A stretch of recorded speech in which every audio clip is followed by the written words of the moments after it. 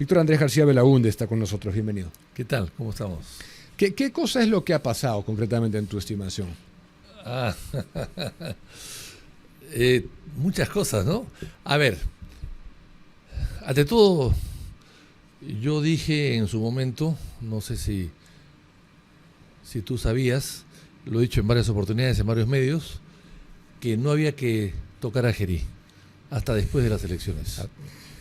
Lo dije y lo expliqué varias veces. Hay uno o dos periodistas que me siguieron, uno de ellos Jaime Altaos, que escribió un artículo sobre el tema, pero yo dije que Gerí era un impresentable, evidentemente, que era responsable de todo lo que había pasado, que el Congreso lo había nombrado sabiendo sus antecedentes, pero que a 50 días de las elecciones era riesgoso,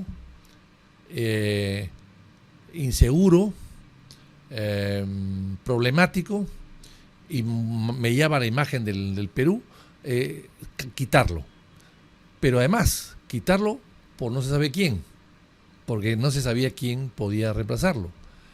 Y esa persona que lo reemplazaba podía, lo que suele pasar cuando tú entras a Palacio de Gobierno, cambias, te mareas, claro. El poder emborracha, ya lo decía un viejo humanista, ¿no? Entonces, que era mejor esperar la segunda vuelta definitiva, porque la primera no lo va a hacer, la segunda vuelta definitiva, y al día siguiente que se proclame al ganador, elegir, o sea, sacar a Gerí y elegir a un sucesor. ¿Por qué? Porque en esos 30 días siguientes que falta, o 40 quizás, ya no gobierna el presidente, sino que empieza a gobernar de facto el presidente electo, con su equipo.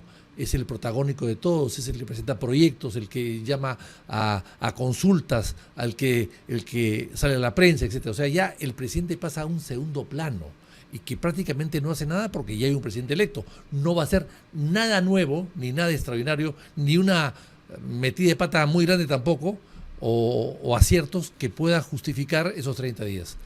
Y eso era eliminar incertidumbres, y eso ayudó al Perú. Yo dije eso. ¿Para qué? Para que el nuevo presidente reciba la banda presidencial de otro nuevo presidente también, y que haya una transferencia de cierto nivel, con dos personajes, uno que entra y otro que sale, pero sin cuestionamientos. Y no Gerí darle el honor, ese honor, que no lo debía tener nunca, de tener que entregarle él la banda presidencial al nuevo presidente.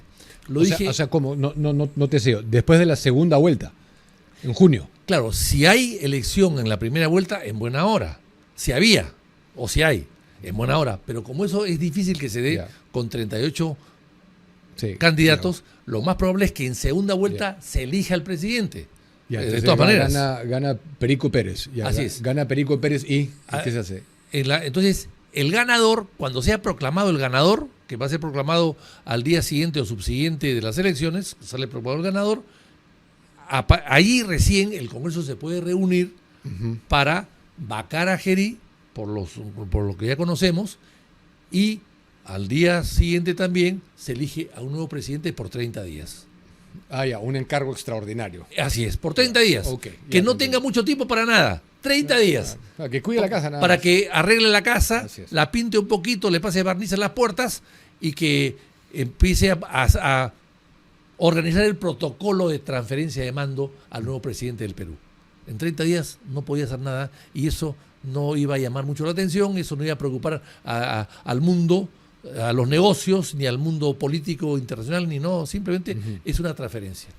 Eso es lo que yo proponía. De acuerdo, es una salida sensata, no la había escuchado en realidad, pero ¿cómo lees lo que ha pasado ayer? Es decir, ¿por qué hemos terminado en esto ahorita? ¿Por qué? Porque la campaña presidencial se ha corrido al Congreso. La campaña presidencial se ha utilizado el Congreso para trabajar también en cada cual en su campaña presidencial. El señor Porky, por ejemplo, respaldando a una candidata. Otros candidatos respaldando a otros candidatos. O sea, han habido muchos candidatos, unos que eran respaldados y otros que salían para respaldar. Entonces, todo eso, claro, y por supuesto, si el señor Porky respalda a Mari Carmen, no la va a respaldar igual a PP, no la va a respaldar igual Fuerza Popular, porque están encontrados. En fin, hay una guerra inmensamente grande entre los Acuña, los Porky, los Keiko, etcétera, etcétera, etcétera. Entonces, evidentemente hay una guerra total y por lo tanto, si tú apoyas a uno, yo me opongo a ese. Y eso es lo que ha pasado. Se ha trasladado la campaña al Congreso. Y el Congreso, sin darse cuenta de lo que de las metidas de pata, ha caído en el juego por irresponsables, porque también ellos quieren ser reelectos. Hay 88 señores que quieren ser reelectos, que no están dispuestos a irse a su casa y que por lo tanto quieren sacar a Gerí, que les molestaba, que ya lo ven usado, y querían a una nueva persona que les dé más tranquilidad y de repente más facilidades para las campañas y de repente logística para las votaciones. Personeros. ¿Quién tiene en el Perú 100.000 personeros? Solamente el Estado lo puede tener. No hay partido político que lo pueda tener. Entonces, yo creo que todo eso se ha juntado, ha armado una Macedonia ahí tremenda de frutas y tenemos el resultado que tenemos. Un presidente, además, que está más cuestionado que el anterior. Hay que recordar que en el Poder Judicial hay también jueces corruptos. Hay también jueces prevaricadores. Hay jueces que cometen abusos. Pero difícilmente se les destituye. Este fue destituido. ¿Pero qué buscaba, crees tú, o sea, en este caso Norma Yarro, para liderar esta gesta, esta cuestión de decir ya, ahorita, y saltearse el debate? Que, si, digamos, decir que es corrupto, nosotros los estamos librando ustedes de su corrupción. No lo sé lo que pueda pensar ella, pero evidentemente lo que han querido hacer es sacarlo a Gerí porque ya les incomodaba, porque ellos lo habían nombrado, ellos lo habían respaldado, ellos lo habían liberado de todo tipo de responsabilidades, pero querían nombrar a otra persona. ¿Lo habían respaldado en qué? En su gestión. Primero, en gestión, en elegirlo. Ellos votaron por Cueto. Pero primero en elegirlo como presidente del Congreso. Pero votaron por Cueto, ¿eh? ¿Ah? Por Cueto votaron. Renovación votó por Cueto. Bueno, sí. No lo sé. Pero en fin, en general, la mayoría en todo caso que votó, la mayoría de los 70 y tantos que votaron, 79 creo que lo eligieron presidente a Gerí del Congreso. Creo que fueron 79. Bueno, esos 79 evidentemente lo que querían hacer allí era tener su candidato. O sea, hay que recordar que estamos hablando de un solo gobierno con varias fases. Esto es como el gobierno de la Fuerza Armada con dos fases. Uh-huh. Velasco y Morales. No, acá hay 4 fases. Es el mismo gobierno con 4 fases. Sí. Con Castillo, con Boluarte, con Gerí, sí, y ahora con Balcázar, y de repente después viene una quinta fase. Se acaba. No sabemos si siquiera se va a llegar. Y además, como los pueden sacar con censura, no tienen ninguna estabilidad laboral, ninguna. Locos. Menos estabilidad laboral de cualquiera de nosotros, sí, de cualquier peruano. Sí. Ahora, yo la veía media como desencajada, Mari Carmen, en el Parlamento ayer. Y la bancada no ha votado unánimemente como hubiéramos esperado, ¿no? Dicen que no, yo no he estado ahí, no lo sé, y además el voto es reservado, secreto. Sí, pero más o menos. Pero han dicho que hay 3 o 4 de Acción Popular que no han votado por ella. No lo sé. Pero sería fatal porque hay que cumplir los acuerdos. Si tú vas a lanzar una candidata es para apoyarla 100%, si no, no la lanzas. O sea, no ha sabido reunirse y ganarse el favor. Es que ha sido muy rápido. Todo ha sido muy rápido. La caída de Gerí ha sido rapidísima. ¿No? Y por supuesto que la elección también ha sido muy rápido. Y además, no se ha negociado en ningún momento. Por ejemplo, entre primera vuelta y segunda vuelta se negocia. Se posterga la segunda vuelta para negociar. Eso se suele hacer. Yo he estado tantos años en el Parlamento y yo nunca he visto una victoria de un presidente del Congreso ganar con tanta diferencia de votos con el segundo candidato. Nunca he visto ¿Nunca has visto eso? 19 votos es un montón. Digamos, ahora se cumplen con este 9, ¿no? Si acaba y llega diciembre el nuevo, vamos a hacer 10. Pero si sigue hablando como está hablando y si sigue con el indulto que quiere dar, parecería que quiere dar, no lo sé. Sí. Entonces yo no creo que dure mucho. Bueno, ¿cómo interpretas eso? De que hoy se cambia este cambio normativo en el peruano. Acabo de enterarme. De las gracias presidenciales. En este programa, contigo, acabo de enterarme. Porque, a ver, el indulto es una figura muy antigua, que viene de las viejas monarquías absolutistas europeas, que es un derecho de gracia. Es un derecho de gracia que lo das porque te da la gana darlo, porque te cae mal fulano, porque te cae mal sutano. Es un derecho de gracia que luego lo han heredado las repúblicas democráticas con el Perú Y es una figura muy antigua que se ha usado siempre, pero claro, últimamente con estos temas de los derechos humanos y una serie de temas políticos, salió un reglamento, porque antes ni siquiera había reglamento, salió un reglamento poniendo algún tipo de candados. Pero ese reglamento ahora parece que, según lo que tú has dicho, lo están cambiando. O sea, ahora sí hay que tener una comisión que te recomiende o no, ¿no? Normalmente el ministro de Justicia recomendaba al presidente de la República darle un indulto. Pero a ver, por ejemplo, yo recuerdo a Belaúnde del año 80, le llegó el ministro de Justicia, Sterling Parodi, y le dijo, presidente, queremos indultar a Mariano Ignacio Prado Sosa, sin ningún informe. Ya, perfecto, aquí está, y se firmó. El presidente lo firmó.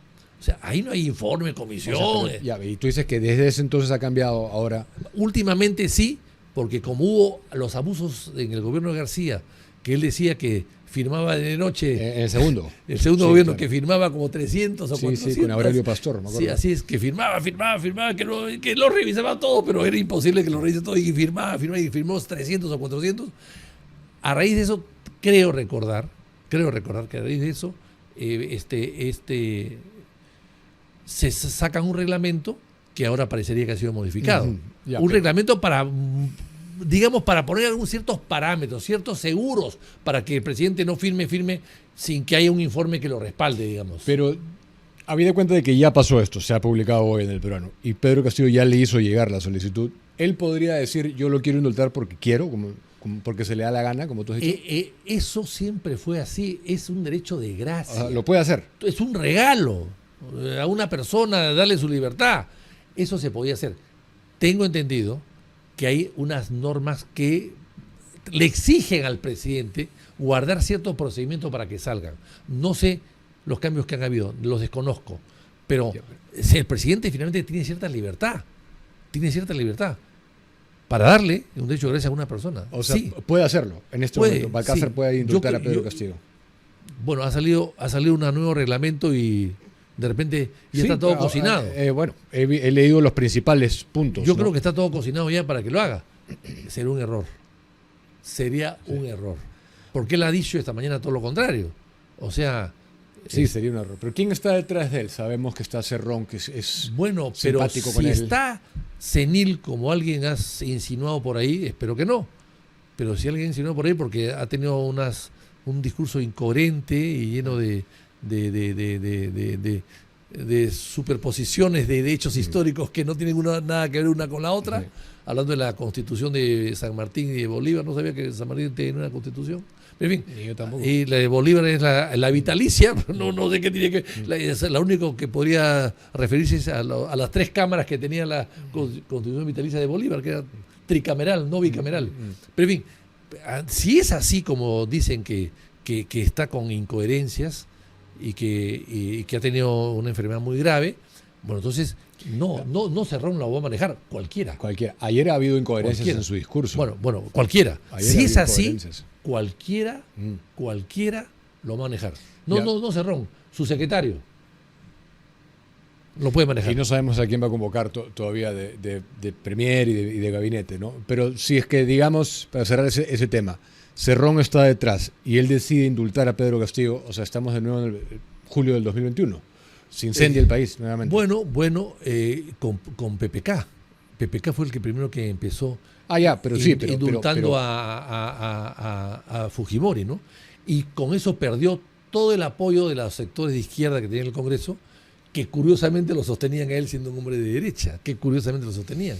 Y perdió el apoyo, bueno, ya lo había perdido, pero perdió, no el apoyo, pero ganó el apoyo de los Avengers, pero eso le causó un problema con la Fuerza Popular. Yo me pregunto si es que pasa eso, si lo indultan, el país se incendiaría, pero por otros motivos, porque esta gente es radical y han tratado ya... Exacto. Además, es un proceso muy nuevo, que todavía no está terminado, que todo el mundo sabe que ha sido un golpista, es una cosa evidente, y indultar a un golpista no es cosa fácil, ¿no? Pero, ¿tú estabas en el Parlamento en ese momento cuando se indultó a Fujimori? Sí, claro. 2017. Sí, claro. Pero lo que se le cuestionaba era la forma, ¿no? Pero yo creo que la el forma indulto y en sí, ¿tú tiempo, crees que se le cuestionaba? fue casi En Navidad. de Navidad, sí. Ok. Pero ¿te Y parecía mal? además, súbitamente, cuando él había dicho que no. Dijo que sí en un momento dado, después dijo que no, Ok. y lo hizo al final. ¿Pero te parecía y además, mal la dárselo? forma de hacerlo. La forma estuvo muy cuestionada porque fue un... La forma un y quid el tiempo, pro quo. sí. ¿Pero te parecía mal indultar a Fujimori? Yo no lo sé. Yo creo en el indulto humanitario, realmente humanitario, pero no sé en qué situación de salud se manejaba Fujimori. O sea, ¿no crees en lo que tú has dicho que porque uno quiere? Sí. Yo creo en la voluntad del presidente de la República que pueda indultarlo y tiene libertad porque es un derecho de gracia inherente a él, solamente a él, a nadie más que a él. Entonces yo creo que sí. Lo que pasa es que los presidentes deben tener, no como García que empezó a firmar indultos sin saber qué cosa hacía a medianoche, pero creo que los indultos deben tener algún tipo de relación con el caso, ¿no? Sí. Ya, ¿dónde nos deja desde la óptica histórica 10 presidentes en 10 años que van a ser este año? Mira, a ver, yo tengo una parte buena y una parte mala. La parte mala, evidentemente, 10 presidentes o 9 presidentes en 10 años es malo, no es bueno, de inestabilidad, pero en 1930 a 1933, donde 3 años, hace 90 años, en el siglo pasado, hubieron 9 presidentes en 3 años. 9 presidentes en 3 años. Acá estamos hablando de 9 en 10. O sea, hay que rescatar un poco el entusiasmo. Los términos eran distintos también. Pues, pero hay una cosa que hay que diferenciar. Billinghurst. Bueno, fue mucho antes. Hay una cosa que hay que diferenciarlo. En esa época, no había sucesión presidencial constitucional. Era una sucesión presidencial violenta, caprichosa, irregular. No, ahora hay una sucesión presidencial que se está respetando. Sucesión presidencial constitucional. De acuerdo. Cualquiera que no esté en el Parlamento o que no sea vicepresidente puede entrar a la presidencia. Entonces, bueno, por lo menos en ese sentido hemos avanzado un poquito, ¿no? De acuerdo. Muchas gracias por venir, Sí. Víctor Andrés.